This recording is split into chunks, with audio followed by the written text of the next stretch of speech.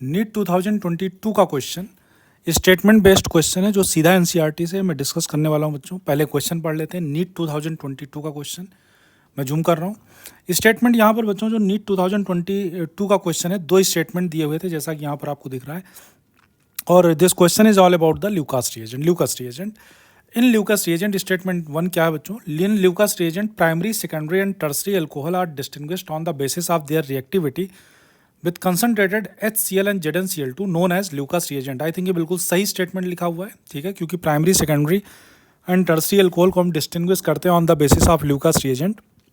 जो बच्चों tertiary alcohol होता है विद इन सेकेंड्स देता है, secondary alcohol, tertiary alcohol with in second देता है, सेकेंडरी अल्कोहल मिनट्स में देता है, प्राइमरी अल्कोहल 1-2 घंटे में देता है। याद करने के लिए सेकेंड, मिनट्स एंड आवर्स ऐसे हम लोग याद कर लेते हैं।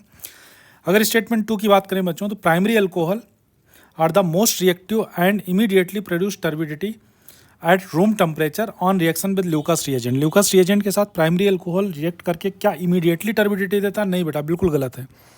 प्राइमरी अल्कोहल के साथ वो 3-4 घंटे में टर्बिडिटी देता है, वो भी हीट करने से, ध्यान रखिएगा। इमीडिएटली टर्बिडिटी आती है सिर्फ टर्सरी अल्कोहल के साथ। तो ये जो सेकंड स्टेटमेंट है वो गलत है बिल्कुल। अब यहाँ पर अगर स्टेटमेंट बेस्ड वाले इस बार भी नीट एग्जाम में 2 से 3 क्वेश्चन, मिनिमम 2 से 3 क्वेश्चन स्टेटमेंट बेस्ड आपको मिलेंगे, जिनमें आपको एक से ज़्यादा 2 स्टेटमेंट्स रहेंगे। आपको ये आइडेंटिफाई करना होगा कि स्टेटमेंट 1 सही, दूसरा सही, या दोनों सही या दोनों गलत है। इस टाइप के ऑप्शंस होंगे। यहाँ पर आप देखिए जैसा कि लिखा हुआ है, सेकंड आंसर इसका बिल्कुल करेक्ट आंसर है। Statement first is the correct statement, but statement 2 जो है वो इनकरेक्ट स्टेटमेंट है, ठीक है बेटा, बिल्कुल ठीक है। स्टेटमेंट 1 इसलिए करेक्ट होगा क्योंकि primary alcohol, secondary alcohol and tertiary alcohol का हम लोग ल्यूकास रिएजेंट से डिस्टिंग्विश करते हैं, बिल्कुल सही है। स्टेटमेंट 2 इसलिए गलत है क्योंकि सेकंड्स में जो टर्बिडिटी आती है वो टर्सरी का आता है, प्राइमरी का नहीं आता है। प्राइमरी का तो हीट करने से 2-3 घंटे में आता है, ठीक है, आवर्स में आता है। और मिनट में किसका आता है? मिनट्स में आता है इन the case of secondary alcohol. चलिए खैर, तो ये क्वेश्चन मैंने आपके साथ डिस्कस कर लिया। नीट 2022 का है, क्लास में तो खैर हर क्लास में डिस्कस किया ही हुआ है। अब यहाँ पर अगर बात करें बच्चों तो यहाँ आप देखिए, मैंने जो पेज नंबर में, पहले पेज नंबर ही आपको बता रहा हूँ। ये बेटा पेज नंबर है 286 एनसीईआरटी का, पुरानी एनसीईआरटी है, नई एनसीईआरटी में आप देख लेना। ये पूरा पेज ऐसा है, यहाँ से 3 क्वेश्चन बने हैं बेटा। एक क्वेश्चन तो मैंने आपके साथ डिस्कस कर ही लिया है, बाकी 2 क्वेश्चन भी मैं आगे डिस्कस करूँगा, वीडियो ज़्यादा लंबा ना होने पाए, अदरवाइज वो काफ़ी लंबा वीडियो हो जाएगा। मेरा टारगेट है 5 से 6 मिनट का वीडियो, जो आपके लिए काफ़ी आसान रहेगा। यहाँ पर बच्चों देखिए पूरा पेज में समराइज मैंने ऑलरेडी कर रखा है, एक बार मैं रिवीजन करा दूँ आपको। यहाँ पर पहले जो इंपॉर्टेंट पॉइंट नंबर 10 है, इसी को हम लोग पढ़ लेते हैं। क्या कहना चाह रहा है टोटल? एनसीईआरटी क्या कहना चाह रहा है? टोटल 6 रिएजेंट है बच्चों यहाँ पर। अगर यहाँ पर देखें टोटल 6 रिएजेंट हैं जो एल्कोहल को एल्काइल लाइट में कन्वर्ट कर सकते हैं। There are total 6 reagent which can convert alcohol into alkyl halide. इन सब में SOCl2 कहाँ पर है बेटा? ये देखिए थायोनिल क्लोराइड। थायोनिल क्लोराइड क्या लिखा हुआ है? Thionyl chloride is preferred. Thionyl chloride को हमेशा प्रेफर करते हैं। रीज़न ये है कि यहाँ पर जो बाकी 2 प्रोडक्ट्स हैं वो गैसेस बन जाती है। जैसे जब आप SOCl2 के साथ रिएक्शन करा रहे हैं, आप देखिए एक side product sulphur dioxide gas है, एक HCl है, दोनों गैसियस स्टेट में। यहाँ मेरे को प्योर RCl मिल जाता है, तो ये इसका एडवांटेज है, ठीक है। उसी को मैंने यहाँ पर समराइज़ कर दिया है। ये जो पूरा पैराग्राफ है इसको मैंने यहाँ पर समराइज़ कर दिया। आप चाहें पैराग्राफ, अगर आपके पास टाइम नहीं है या नहीं पढ़ना चाह रहे हैं, पैराग्राफ मत पढ़िए, सिर्फ ये 2-3 पॉइंट्स जो मैंने एक्सप्लेन किए इनको आप पढ़ लीजिए, पूरा पैराग्राफ आपके समझ में आ जाएगा। या जो पूरा पैराग्राफ कहना चाह रहा है वो 2-3 पॉइंट्स में। चलिए, यहाँ टोटल 6 रिएजेंट हैं जो एल्कोहल को एल्काइल लाइट में कन्वर्ट कर सकते हैं। इनमें से जो बेस्ट रिएजेंट है this called thionyl chloride. Formula क्या है बेटा? SOCl2 है, थायोनिल क्लोराइड। रीज़न क्या है? रीज़न एनसीईआरटी में लिखा हुआ है कि बाकी 2 कंपोनेंट्स जो होते हैं sulphur dioxide and HCl gaseous state में होते हैं। तो इसका एडवांटेज क्या है? यहाँ पर एल्काइल लाइट या एल्काइल क्लोराइड प्योर स्टेट में आपको मिल जाता है। साथ में आगे हम लोग बात करें तो यहाँ पर आप देखिए, यहाँ पर लिखा हुआ किसके बारे में? एनहाइड्रस ZnCl2 और HCl के बारे में लिखा है। This is called Lucas reagent. यानी अब बात किसके बारे में हो रही है? ल्यूकास रिएजेंट के बारे में हो रही है। अच्छा, वो 6 रिएजेंट्स कौन कौन से एक बार देख लेते हैं। पहला रिएजेंट है HCl ZnCl2 के साथ आप ट्रीट करेंगे, RCl बन जाएगा। दूसरा है NaBr एंड H2SO4 के साथ अगर ट्रीट करते हैं तो RBr एंड NHSO4 बन जाएगा। तीसरा रिएजेंट है PCl3, यहाँ BrCl3 भी, PBr3 भी हो सकता है। ये तीसरा रिएजेंट हो गया, RX बन जाएगा, H3PO3 साइड प्रोडक्ट बन जाएगा। जो चौथा रिएजेंट है, fourth reagent is the PCl5 phosphorus pentachloride.